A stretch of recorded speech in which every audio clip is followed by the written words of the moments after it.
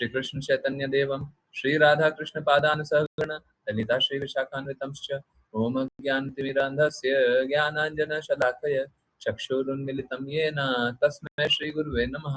श्रीचैतन्यमनोभीष्टं स्थापितं येन भूतले स्वयं रूपः कदा मह्यं ददाति स्वपदान्तिकं।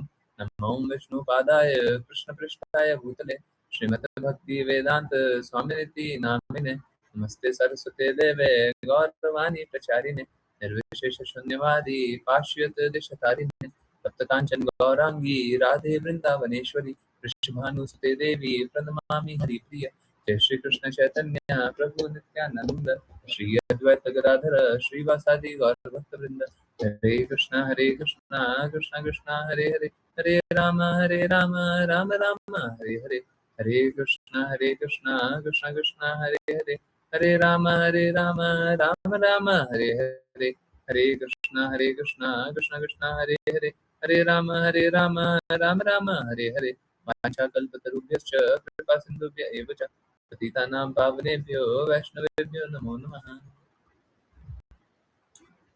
हरे कृष्णा कृष्णा कृष्णा हरे हरे हरे राम राम राम हरे हरे हरे कृष्णा कृष्णा कृष्णा हरे हरे हरे राम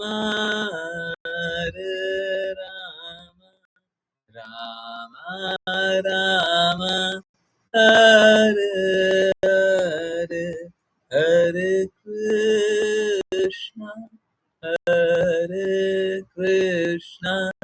कृष्णा कृष्णा हरे हरे हरे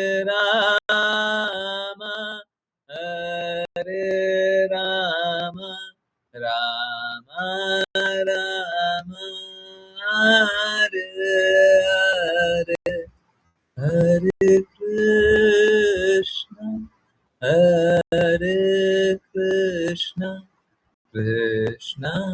कृष्णा कृष्णा हरे हरे हरे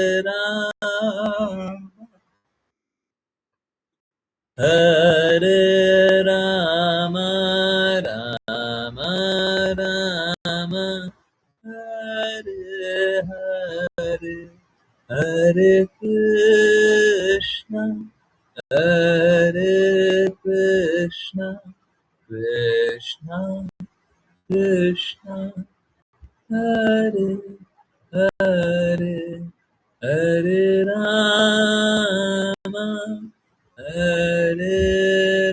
हरे हरे हरे राम राम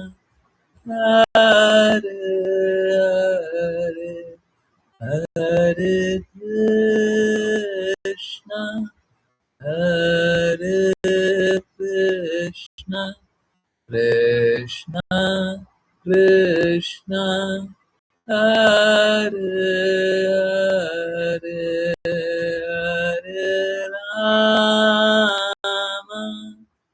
हरे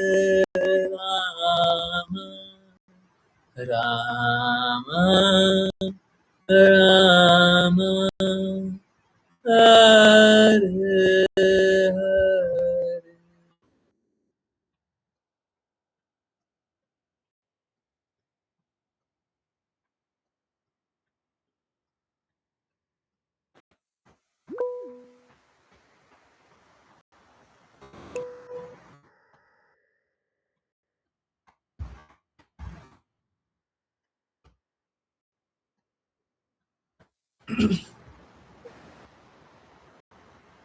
हरे कृष्णा।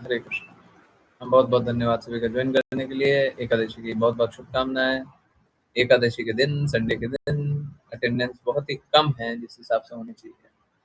सभी को दौड़ करके भगवान की बातें सुनने के लिए आना चाहिए। एनीवेज, सबकी स्वतंत्र इच्छा है। अध्याय 4 श्लोक नंबर 6। Vipul Prabhu ji please continue. हरे कृष्ण गुरु जी। पर्यायवाची शब्द अजह अर्थात अजन्मा, अपि अर्थात यद्यपि, सन अर्थात होते हुए, अव्यय अर्थात अविनाशी, आत्मा अर्थात स्वरूप, भूतानाम अर्थात समस्त जीवों का, ईश्वर अर्थात भगवान, अपि अर्थात भी, सन अर्थात होते हुए, प्रकृति अर्थात अपनी दिव्य प्रकृति, स्वाम अर्थात अपनी, अधिष्ठाय अर्थात स्थित होकर, सम संभवामी अर्थात प्रकट होता हूँ, आत्म आत्ममायया अर्थात अपनी अंतरंगा शक्ति से। अनुवाद: यद्यपि मैं अजन्मा हूँ और मेरा आध्यात्मिक शरीर अविनाशी है, और यद्यपि मैं समस्त जीवों का स्वामी हूँ, फिर भी मैं प्रत्येक युग में अपने मूल दिव्य स्वरूप में प्रकट होता हूँ। तात्पर्य: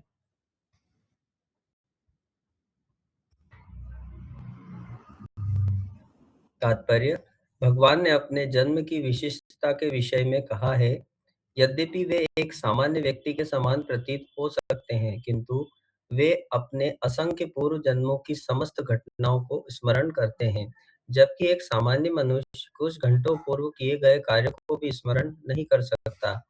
यदि किसी से पूछा जाए कि यदि उसने ठीक एक दिन पूर्व इसी समय क्या किया था, तो एक सामान्य मनुष्य के लिए तुरंत उत्तर देना अत्यंत कठिन होगा। निश्चित रूप से उसे स्मरण शक्ति का प्रयोग करना पड़ेगा ताकि वह याद कर सके कि ठीक एक दिन पूर्व इसी समय वह क्या कर रहा था। और फिर भी मनुष्य अक्सर दावा करने का साहस करते हैं कि वे ईश्वर हैं या कृष्ण हैं। ऐसे निरर्थक दावों से किसी को भी भ्रमित नहीं होना चाहिए। फिर भगवान अपनी प्रकृति या अपने स्वरूप के विषय में व्याख्या करते हैं। प्रकृति का अर्थ है स्वभाव या स्वरूप या अपना मूल रूप। भगवान कहते हैं कि वे अपने ही शरीर में प्रकट होते हैं। वे अपने शरीर को परिवर्तित नहीं करते। जैसा कि एक सामान्य जीव एक शरीर से दूसरे शरीर में परिवर्तित होता है, बंधित जीव का वर्तमान जन्म में एक प्रकार का शरीर हो सकता है, किंतु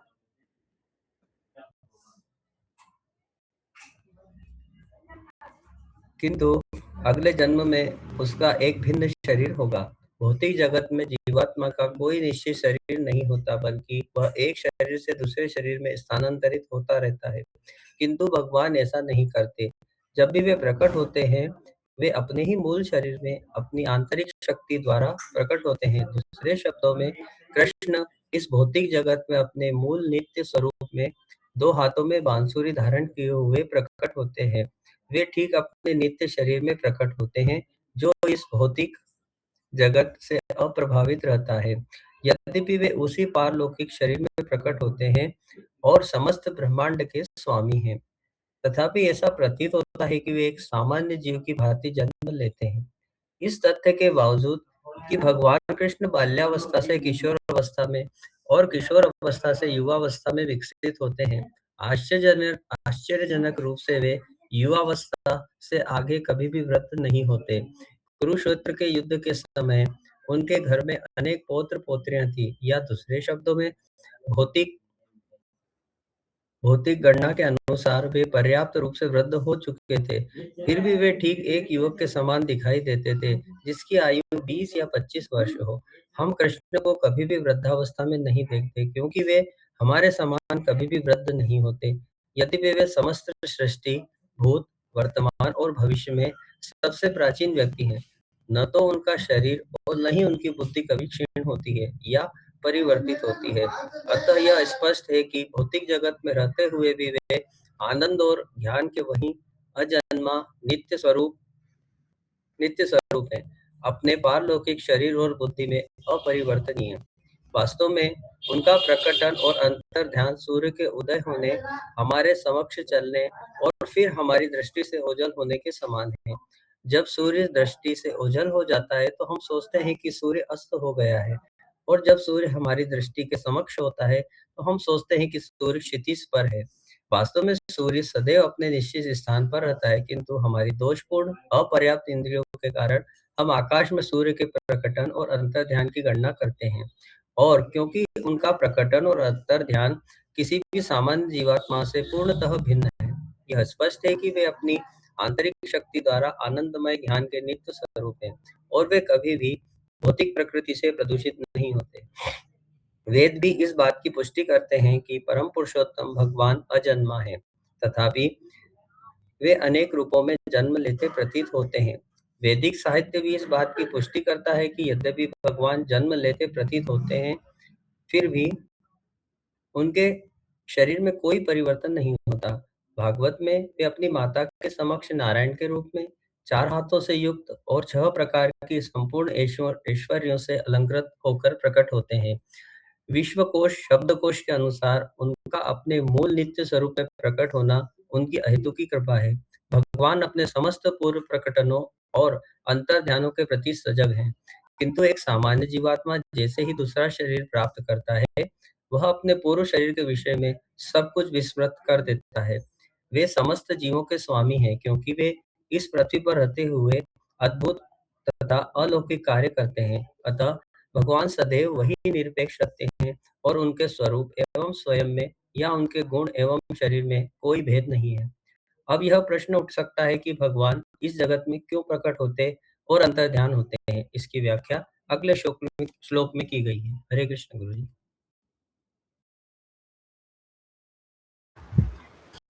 हरे कृष्ण एवरीवन। ओके,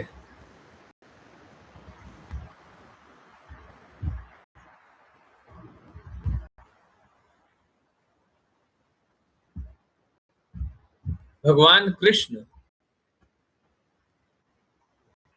का हम लोग जन्म उत्सव मनाते हैं, जन्माष्टमी मनाते हैं, है ना, धूमधाम से बोलते हैं। भगवान कृष्ण के जन्म की बहुत बहुत शुभकामनाएं। वास्तव में जन्म होता ही नहीं, भगवान का कभी जन्म नहीं हुआ। जन्म उसका होता है जो अस्तित्व में नहीं है। आपका शरीर अभी अस्तित्व में है, थोड़े समय में खत्म हो जाएगा, तो आपका शरीर का जन्म हुआ है और आपके शरीर की मृत्यु होगी। समझ आ रहा है? जन्म उसका नहीं होता जो हमेशा से अस्तित्व में। जन्म होने का अर्थ क्या है? कोई चीज अस्तित्व में आना, है ना। पहले ये नहीं था, अब ये है।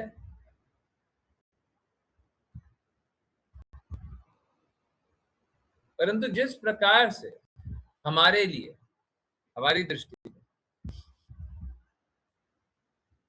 फिर से मैं बोल रहा हूं, हमारी दृष्टि में सूर्य हमेशा से है, हमारी दृष्टि में।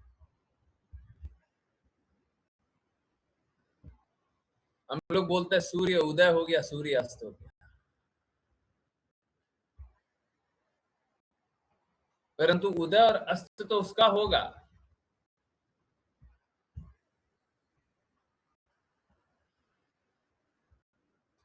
जो प्रकट और अप्रकट होगा।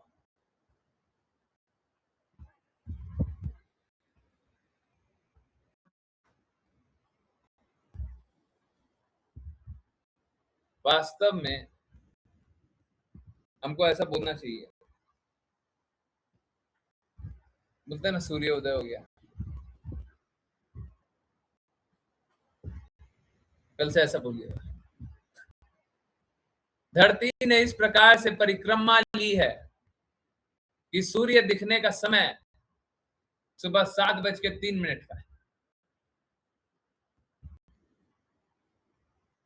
नहीं, शाम को 7:03 का अस्त है। कल का सनराइज क्या है जी? है? देख के सनराइज वृंदावन, पारण का समय सबने चेक कर लिया। 5:46 तो क्या है?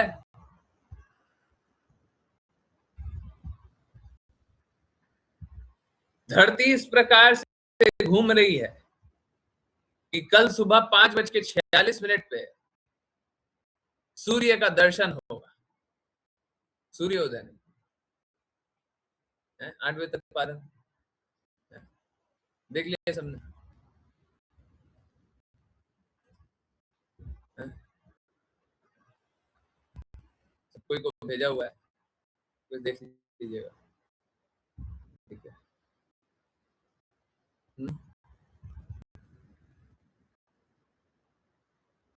हाँ, सूर्योदय से ही है यहाँ पे तो 5:47 से 8 बजे तक सूर्योदय से ही।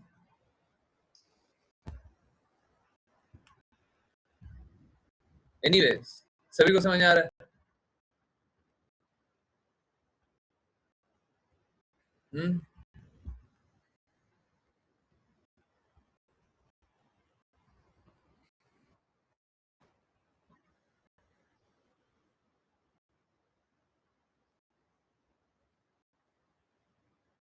सूर्यास्त बोलते हैं, सूर्यास्त हो गया, सर्च भी कीजिए, सनराइज और सनसेट टाइम ढूंढिएगा। परंतु वास्तव में क्या है, धरती इस प्रकार से घूम गई है कि अब सूर्य को दिखने का समय समाप्त हो गया है।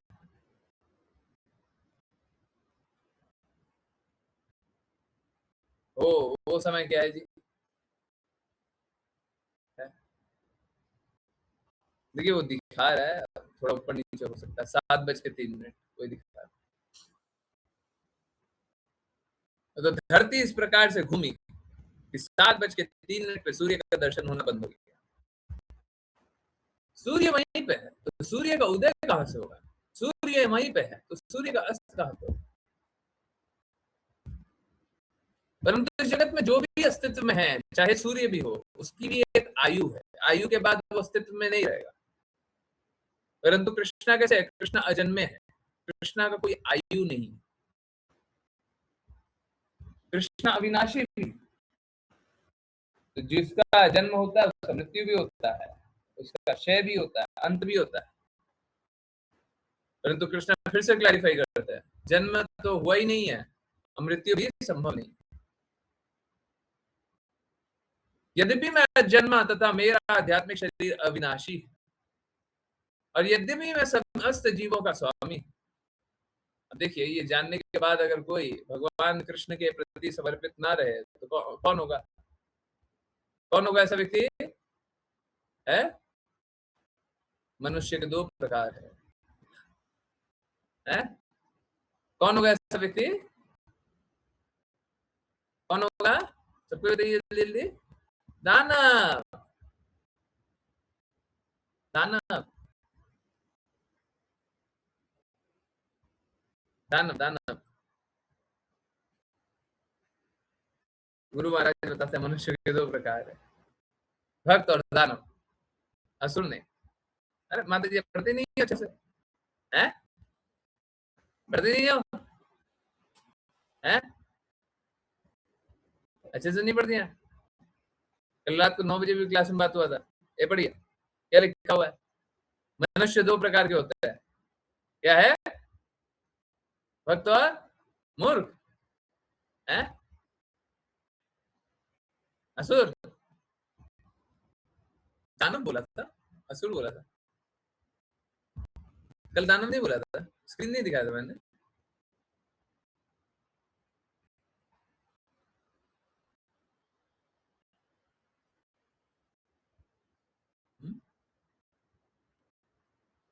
आसुरी प्रभाव होता है, सही बात है, दानव का आसुरी प्रभाव होता है। असुर भी बोल सकते हैं, बोल सकते हैं, इसमें कोई दिक्कत नहीं है। अरे दानव को असुर बोलना उसमें कोई अंतर है क्या? कोई अंतर नहीं। परंतु जब गुरु महाराज के शब्द है तो हमको वही शब्द बोल देना चाहिए, तो दोनों में कोई अंतर नहीं है, परंतु गुरु के शब्द ही रिपीट करने चाहिए, है ना?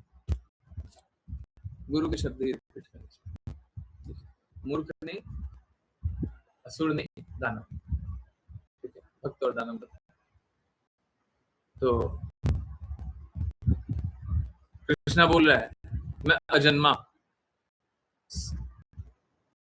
मेरा शरीर अविनाशी, समस्त जीवों का स्वामी। अब है तो सभी के स्वामी, और जो न स्वीकार्य वो क्या है? मेरे स्वामी नहीं। तुम्हारे स्वामी होंगे कृष्णा, मेरे स्वामी नहीं। वो कौन है? हमको उनसे बोलना चाहिए, देखिए दानव जी, आप ऐसे गलत बात मत बोलिए, स्वामी आपके भी है ना। हमको निवेदन करके बोलना चाहिए, दानव जी आप समझिए, हम आपसे निवेदन कर रहे हैं, आप कृपया करके भगवान कृष्ण को ही स्वामी जानिए, क्योंकि वो आपके भी स्वामी है ना। घर परिवार में बोल मत दीजिएगा, आपने तो अच्छे हृदय से बोला होगा, आपको वहां से प्रेम भरा संदेश मिलेगा। हाँ, वहां से प्रेम भरा संदेश मिलेगा। जब बोलिएगा हे दानव जी, आप भी, आपके भी स्वामी भगवान कृष्ण ही है, क्योंकि असुरों को ये बात अच्छी नहीं लगती है, दानवों को ये बात अच्छी नहीं लगती है, नहीं अच्छी लगती।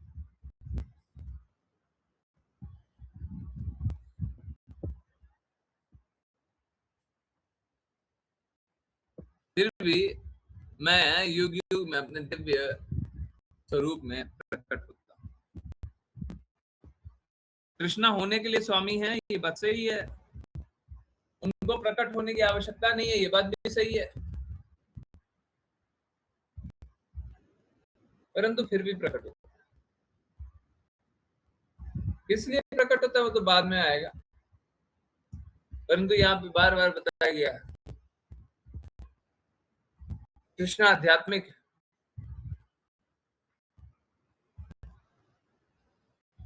उनको कोई लीला करने की आवश्यकता नहीं है, ना ही उनको प्रकटन लीला करने की आवश्यकता, कुछ भी करने की आवश्यकता नहीं।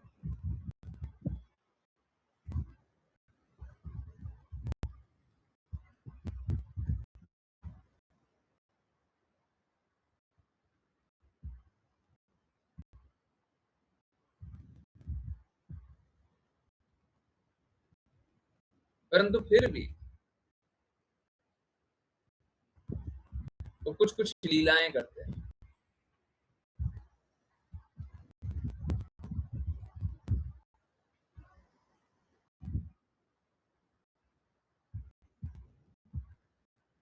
फिर भी वो अपने मूल स्वरूप में प्रकट होते हैं।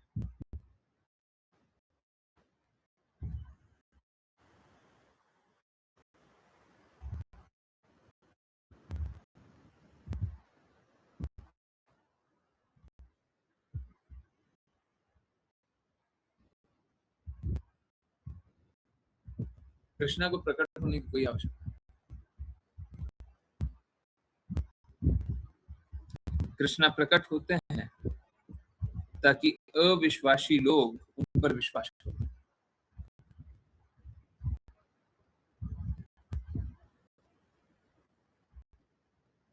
कृष्णा प्रकट होते हैं ताकि भक्तों का मान कराएं। अब क्यों प्रकट होता है तो आगे आएगा, इसको छोड़ देते हैं।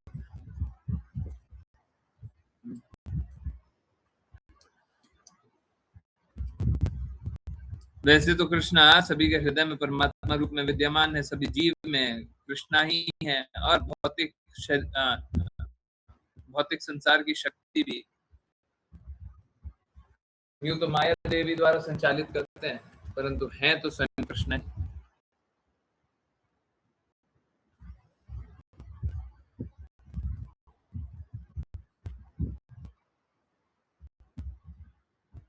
इस जगत में हम लोग अपना शरीर बार बार पलटते रहते हैं, परंतु कृष्णा अपने मूल शरीर में अपनी ही शक्ति द्वारा प्रकट होते हैं।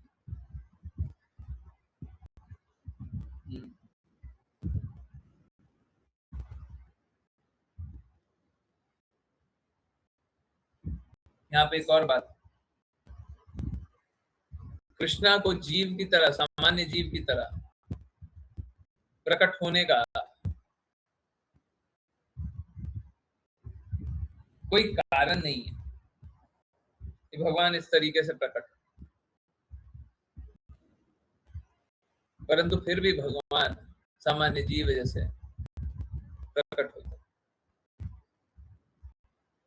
सामान्य जीव के समान जन्म लेते।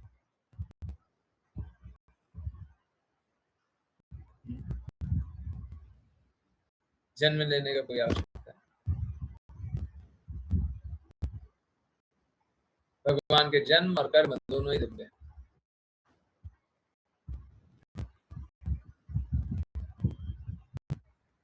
भगवान को सामान्य मनुष्य जैसा जन्म लेने का कोई आवश्यकता नहीं, परंतु वो जन्म इसलिए लेते हैं ताकि हम लोग, जो हमारा दृष्टिकोण है, उस दृष्टिकोण द्वारा भी भगवान के बारे में जाना जा सके, भगवान की बातें स्वीकार करके भगवान के कहे अनुसार चला जा सके। परंतु जो द्वेष करने वाले लोग होते हैं वो भगवान के विषय में सत्य नहीं स्वीकार। भगवान फिर एक और समझ के परे एक लीला करते हैं।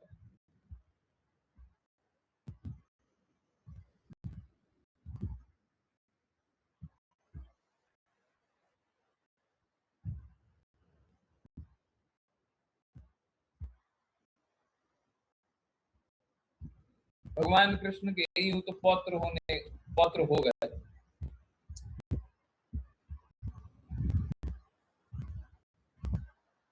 पुत्र का पुत्र। अब कोई सामान्य व्यक्ति होता है जिसका पौत्र हो जाता है, वो वृद्ध हो जाता है, पर भगवान कृष्ण तब भी कैसे थे? युवा थे। ये बालक रूप में जन्म लेना, ये युवा बने रहना, ये भौतिक संसार में आना,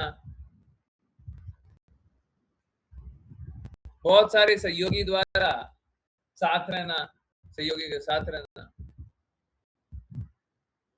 ये सब क्यों कर रहे हैं?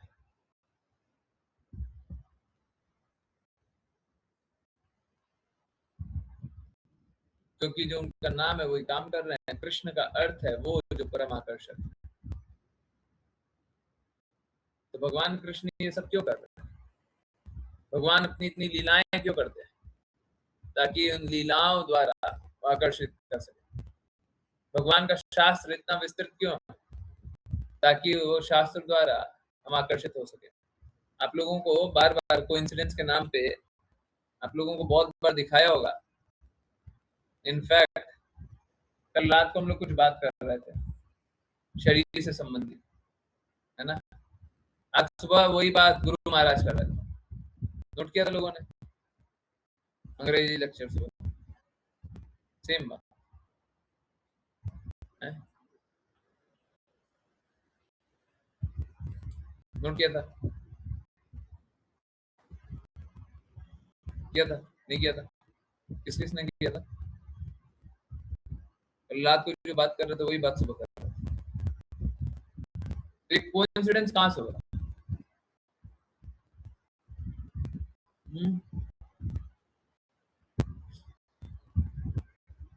ये सब कुछ नहीं है। भगवान भिन्न भिन्न तरीके से, गुरु महाराज भिन्न भिन्न तरीके से आपको आकर्षित करा रहे हैं। नोटिस किया था? आपको आकर्षित करा रहे हैं ताकि आप भगवान से आकर्षित हो जाइए, भगवान की बातों में दृढ़ हो जाइए और भगवत धाम जाने के लिए प्रस्थान कीजिए। मुझे तो उसका स्लाइड नंबर भी याद है। जनरली मेरे को कुछ याद नहीं रहता है, और आप तो स्लाइड नंबर भी याद है। बोलिएगा तो भी निकाल करके दिखाएंगे। मेरे पास तो नहीं है, ऋचा माता जी के पास वीडियो है, फटाफट लेंगे, स्लाइड नंबर खोलेंगे, ठीक है? आज किसी को भेजा था मैंने।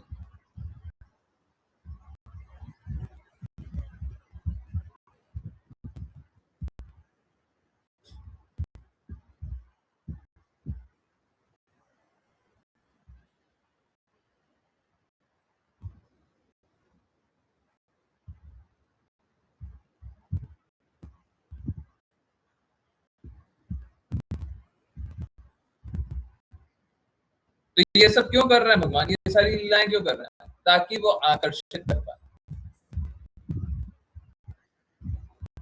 गुरु महाराज इतनी कृपा क्यों करते हैं? ताकि आकर्षित कर पाए। पहले आकर्षित होइए, परम प्रेमी से प्रेम अनुभव कीजिए। अब जब प्रेम अनुभव कर रहे हैं तो भगवान परम प्रेमी के लिए, भगवान कृष्ण के लिए प्रेम कीजिए। अब जब प्रेम कर रहे हैं तो सब कुछ भगवान कृष्ण के लिए लगाइए। अब जब सब कुछ भगवान कृष्ण के लिए लगा रहे हैं तो भगवत धाम जाइए। भगवत धाम जाइएगा तो भगवान कृष्ण की वहां पे प्रेम में सेवा करते रहिए।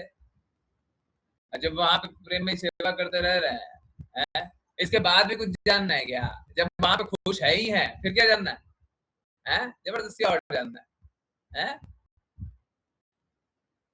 भगवान कृष्ण के धाम जाइए, सदैव भगवान कृष्ण की सेवा करते रहिए, सदैव खुश रहिए। बड़ा सरल सा मार्ग है, पर इसके लिए खोया हुआ प्रेम पुनर्जागृत करने की आवश्यकता है। भगवान से प्रेम पुनर्जागृत करना इतना आसान नहीं है। तो भगवान हमको ज्ञान, बल, यश, सुंदरता, ज्ञान, यश, बल, सुंदरता, धन, वो तो सेंट्रल है सबसे महत्वपूर्ण। और त्याग, ये सब के माध्यम से भगवान दो चीज कर रहे हैं। एक तो आकर्षित कर रहे हैं, और दूसरा इन सबसे अनासक्त होकर के उन पर आश्रित कर, आकर्षित और आश्रित।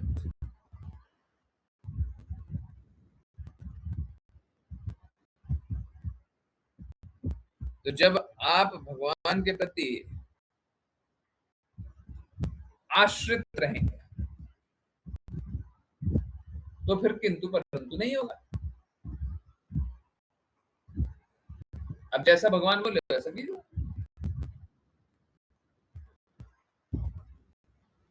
किंतु परंतु तब है जब आपकी कोई स्वतंत्रता है।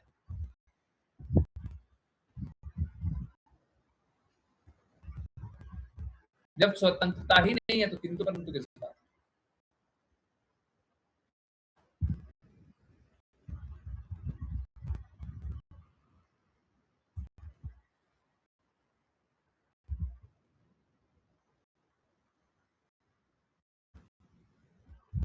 तो ये स्वतंत्रता जाएगी कब? जब हमको भगवान कृष्ण से प्रेम हो जाएगा। ये सारा लीला क्यों कर रहे हैं? ताकि प्रेम हो जाए। भगवान के निराकार ब्रह्म में भगवान नहीं है, ब्रह्मन या परमात्मा रूप में चार भुजाओं वाले विष्णु रूप में भगवान नहीं है, भगवान नहीं है, परंतु प्रेम संबंध नहीं है। ये सारा कार्य किस लिए कर रहा है? ताकि प्रेम पुनर्जागृत कर, प्रेम संबंध पुनर्जागृत कर। तो अगर आप भगवान कृष्ण के बारे में जान रहे हैं तो अपना वो खोया हुआ है lost loving relationship, Guru Maharaj बोलते हैं हमारा जीवन का लक्ष्य होता है कि हम अपना खोया हुआ प्रेम, भगवान कृष्ण से खोया हुआ प्रेम पुनर्जागृत कर लें। और जब पुनर्जागृत कर लेंगे तो जीवन शुद्ध हो ही जाएगा। और जीवन शुद्ध हो जाएगा, कष्टों से निकल जाए। कौन सा मुश्किल बात? कष्टों से निकलने का फिर क्या मार्ग है? भगवान कृष्ण से प्रेम पुनर्जागृत कर लिए, जागृत कर लिया तो कष्टों से निकल जाएंगे। आई होप आप लोगों को बहुत आसानी से समझ में आ रहा हो कि हम सभी को भगवान कृष्ण से प्रेम पुनर्जागृत करना है। और जब भगवान कृष्ण से प्रेम पुनर्जागृत करेंगे तो सभी प्रकार के कष्टों से निकलेंगे। भगवान कृष्ण नव विधि भक्ति बोलते हैं ना, तो 9 विधियों से बस प्रेम जागृति करते हैं लोग। परंतु सबसे पहला और सबसे अधिक प्रेम जागृत कैसे होता है? श्रवणम, सुनने। तो जब तक लोग सुनेगा नहीं तब तक प्रेम जागृत होगा नहीं।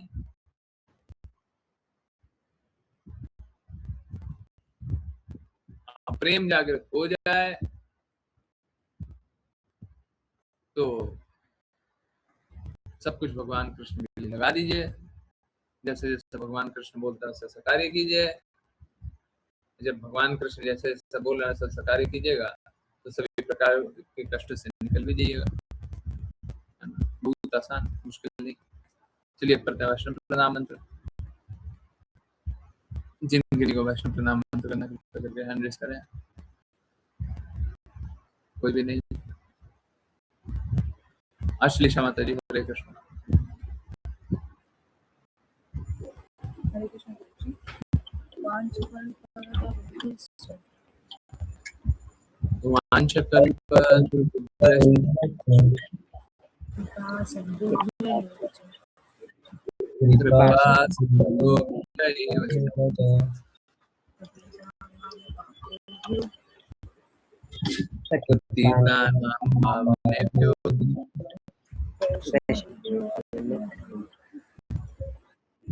वैष्णवेभ्यो नमो नमः। अनंत कोटि वैष्णव वृंद की जय। श्री भक्ति वेदांत स्वामी श्रील प्रभुपाद की जय। श्रील भक्ति सिद्धांत सरस्वती ठाकुर गौर किशोर दास बाबा जी, भक्ति ठाकुर जगन्नाथ दास बाबा जी, नामाचार्य श्री हरिदास ठाकुर की जय। जय श्री रूप सनातन भक्त रघुनाथ जी, गोपाल दास रघुनाथ की जय। जय श्री कृष्ण चैतन्य प्रभु नित्यानंद, श्री अद्वैत गदाधर श्री वृंद की जय। गंगा माई यमुना माई वृंद देवी तुलसी महारानी पुरी द्वारका नाम की जय।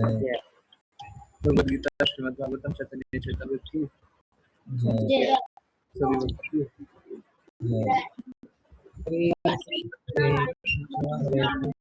कृष्ण कृष्ण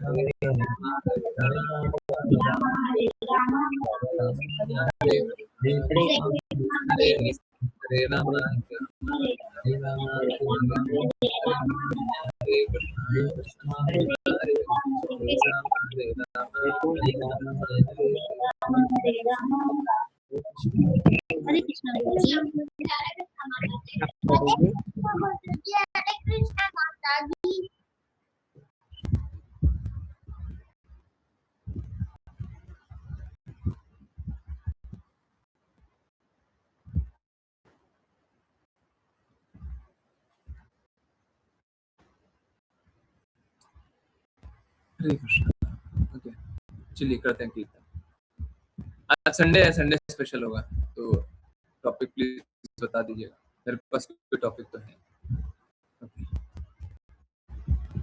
वृंदावन रम्य स्थान दिव्य चिंतामणि धाम, रत्न मंदिर मनोहर,